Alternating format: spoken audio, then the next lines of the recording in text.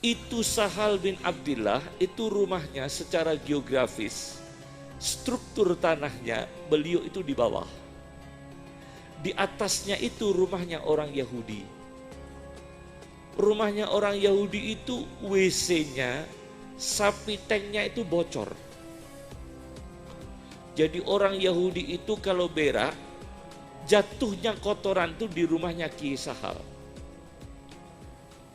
Jadi kalau berak jam 12 malam, jatuh di rumahnya Ki Sahal membersihkan. Suatu ketika orang Yahudi itu bertamu ke rumahnya Ki Sahal. Tahu Ki Sahal sedang membersihkan kotoran. Terkejut orang Yahudi ini. Kiai, ini kotoran dari mana ini Kiai? Dari rumah kamu.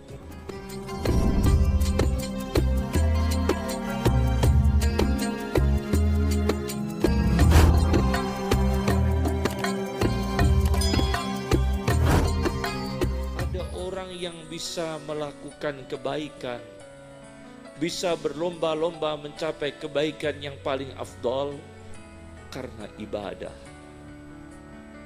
Ibnu Taimiyah itu seorang ulama, menjadi kiblatnya orang Wahabi. Ibnu Taimiyah, ketika Dr. Sayyid Muhammad bin Alawi Al-Maliki polemik dengan Wahabi, dalam bukunya Mafahim Yajibu Antussoha, beliau banyak mengkutip dari Ibnu Taimiyah. Jadi menyanggah lawan dengan imamnya lawan sendiri. Itu taktiknya Dr. Sayyid Muhammad bin Alawi Al-Maliki. Saya baca di dalam karya Ibnu Taimiyah, namanya Majmu'ul Fatawa, kumpulan-kumpulan fatwa Ibnu Taimiyah. Di situ dijelaskan ada seorang wali bernama Abdul Wahid bin Zaid. Itu seorang wali yang punya penyakit lumpuh separuh, hemiplegia. Tahu penyakit hemiplegia? Itu penyakit lumpuh separuh. Dalam bahasa Arabnya itu falij. Falij itu artinya lumpuh separuh. Ini Abdul Wahid kalau wudu berdoa kepada Allah, ya Allah berikan kami kesempurnaan wudu. Maka kalau wudu lumpuhnya sembuh. Setelah wudu kembali lumpuh. Jadi dia tidak minta kepada Allah, ya Allah sembuhkan selamanya, tidak. Tapi sembuhkan saat-saat tertentu untuk mencapai kesempurnaan wudu. Kami lebih afdol kalau keadaannya tidak lumpuh. Wudu kami bisa sempurna. Maka beliau minta kepada Allah, beliau dikabulkan oleh Allah kalau wudu lumpuhnya itu sembuh. Setelah wudu kembali lumpuh. Itu tiap hari. Namanya siapa? Syekh Abdul Wahid bin Zaid. Jadi dia sakit mencapai kesempurnaan. Imran bin Husain. Ada lagi sahabat bernama siapa? Imran bin Husain. Dijelaskan Imam Ghazali dalam kitabnya Ihya'u Ulumiddin. Imran bin Husain itu 30 tahun berak kencing di tempat tidur. Sahabat Nabi. Beliau terkenal dengan doa yang sangat mustajab. Beliau bukan pengurus NU.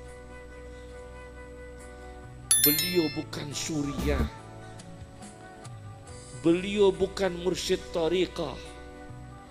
Tapi beliau itu terkenal dengan doa yang mustajab. Tapi beliau itu tidur, kencing, berak 30 tahun di atas tempat tidur.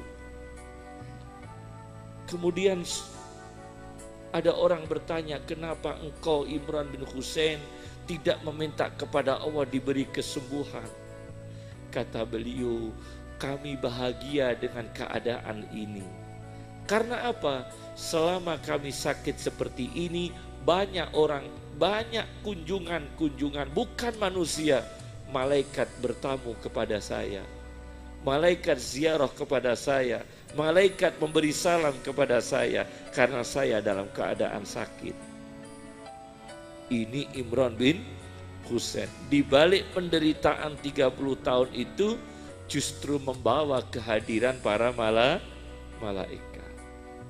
Ini luar biasa. Karena apa?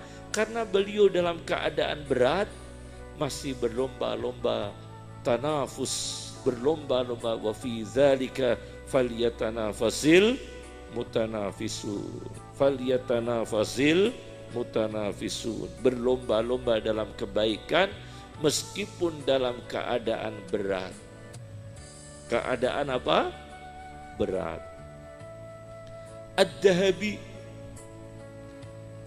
Ad-Dahabi itu mencatat dalam kitab Al-Kabair, khusus kumpulan dosa-dosa besar, punya kitab Al-Kabair. Ibnu Hajar Al-Haytami itu punya kitab Az-Zawajir an Iqtirafil Kabair, yaitu preventif dari dosa-dosa besar. Pernah ayah kami menghadiahkan kitab itu kepada Kiai Haji Abdul Hamid Pasuruan. Karena Kiai Haji Abdul Hamid Pasuruan itu tetangga kami, aslinya dari Lasem. Kiai Siddiq melahirkan Kiai Ahmad Siddiq juga tetangga kami, aslinya dari Lasem. Kiai Haji Ali Maksum juga tetangga kami. Jadi Rois Am itu beberapa kali dari Lasem. Ya. Kiai Ahmad Siddiq itu juga ayahnya Lasem. Kiai Haji Ali Maksum juga asli Lasem.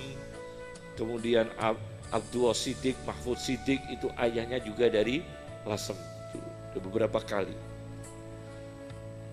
Ad-Dahabi itu mencatat ada ulama namanya Sahal bin Abdillah At-Tustari. Beliau itu rumahnya secara geografis itu letaknya itu di bawah, seperti perumahan di mana itu kalau di sini. Rumah yang dataran tinggi, jadi di atas ada rumah, di bawah ada rumah. Di sini daerah mana itu? Jambuluwo ya. Jambuluwo, terus ya, Pujon ya. Ya. Itu Sahal bin Abdillah, itu rumahnya secara geografis, struktur tanahnya beliau itu di bawah.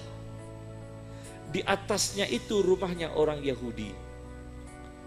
Rumahnya orang Yahudi itu WC-nya, sapi tanknya itu bocor. Jadi orang Yahudi itu kalau berak, jatuhnya kotoran itu di rumahnya Kiai Sahal. Jadi kalau berak jam 12 malam, jatuh di rumahnya Kiai Sahal membersihkan. Mendadak berak habis maghrib membersihkan lagi. Berak habis isya membersihkan lagi. Berak habis subuh membersihkan lagi. Dan itu Kiai Sahal tidak memprotes. Dan tidak membuka itu kepada orang lain.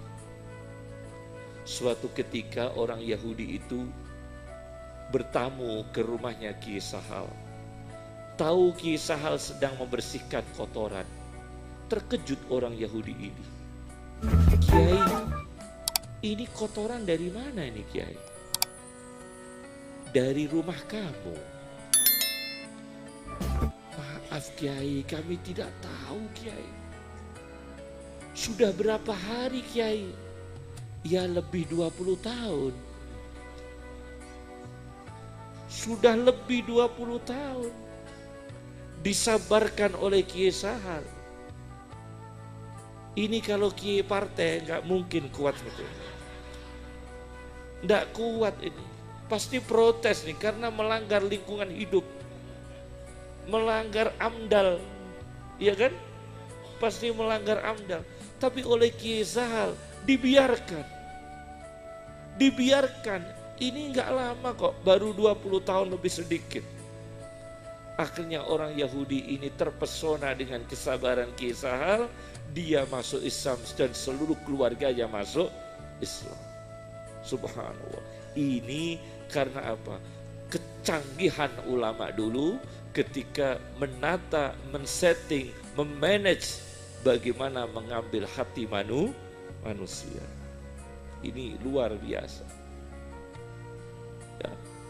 Itu namanya infiru khifafan wasiqolat. Berangkatlah keadaan ringan dan keadaan berat. Ringan dan berat berangkat. Itu luar biasa. Disebutkan di dalam satu kitab, beberapa ulama mencatat, disebutkan dalam beberapa kitab, ada satu kitab ya, menyebutkan tentang ulama yang Masya Allah hidupnya ini hanya untuk ilmu. Ulama yang hidupnya hanya untuk ilmu. Ki Hazim Asy'ari itu waktunya untuk ilman wa amalan, ilmu dan amal. Syekh Abdul Qadir Jailani itu ilmu dan amal, ilman wa amalan. Imam Ghazali ilman wa amalan. Hanya ilmu dan amal. Para habaib ya, para sadah, Syekh Yasin bin Isa Al-Fadani itu guru besar ulama Indonesia, ikonnya ulama Indonesia. Beliau mengarang Fawaidul Janiyah tentang usul qawaid usul fikih. Beliau mengarang Ad-Durrul Mandud fi Syarhi Sunani Abi Dawud 30 jilid. Masih bentuk manuskrip, belum dicetak sampai sekarang. Itu karangannya Syekh Yasin bin Isa Al-Fadani, ulama terbesar, ahli sanad dunia, musnidud dunia, 3 besar ulama dunia. Salah satunya adalah dari Indonesia, Syekh Yasin bin Isa Al-Fadani. Itu Syekh Yasin, Masya Allah, seorang ulama, jualan warung kecil-kecilan. Syekh Yasin jualan minuman semacam apa ya, aqua, kecil-kecilan, sederhana. Beliau tidak punya tender-tender yang besar, tidak pernah mikir tender beliau, tidak pernah apalagi proyek-proyek jembatan, malah tidak mikir beliau. Sederhana sekali beliau. Ilmu sebesar itu sederhana. Di Malaysia itu ada seorang ulama, kalau tidak salah namanya Adi bin Ja'far. Saya dikasih tahu oleh Ki Thaifur Purworejo, murid dari Sayyid Muhammad bin Alawi Al-Maliki. Sayyid Muhammad bin Alawi Al-Maliki itu kalau kepingin bertemu dengan Rasulullah SAW, beliau mediatornya itu melalui ulama Malaysia tadi, yang namanya Ali bin Ja'far Al-Haddad kalau tidak salah. Jadi Ali bin Ja'far Al-Haddad mengajak Sayyid Muhammad bin Alawi Al-Maliki masuk di dalam satu kamar, kemudian dipertemukan dengan Rasulullah SAW. Ini ulama di Malaysia tidak punya rumah, kos, tidak punya rumah, kos.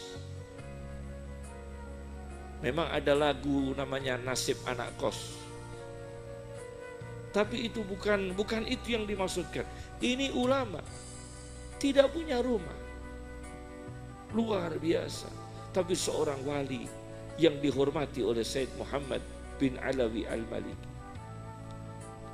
Syekh Muhammad Amin Al-Harari, seorang ulama Ethiopia yang sekarang masih hidup di Makkah, mengarang kitab Hadaiqur Raw wa Raihan, 32 jilid tafsir, mengarang syarah Muslim 25 jilid kalau tidak salah. Kami juga ada di pondok kami perpustakaan.